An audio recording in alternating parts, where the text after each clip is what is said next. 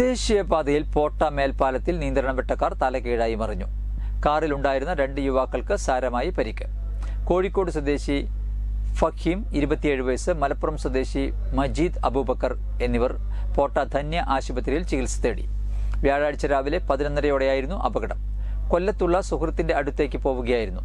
Break ജാമായി car ദേശീയപാതയുടെ നടുവിലായി തലകീഴായി മറിയുകയായിരുന്നു. അപകടത്തെ തുടർന്ന് കാർ എതിർഭാഗത്തേക്ക് മറിഞ്ഞിരുന്നെങ്കിൽ മേൽപ്പാലത്തിൽ നിന്ന് താഴേക്ക് വീഴുമായിരുന്നു.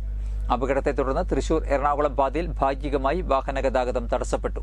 ഹൈവേ പോലീസ് സ്ഥലത്തെത്തി കാർ JCB ഉപയോഗിച്ച് ദേശീയപാതയിൽ നിന്ന് പൊക്കി വാഹനഗതാഗതം സാധാരണ നിലയിലാക്കി.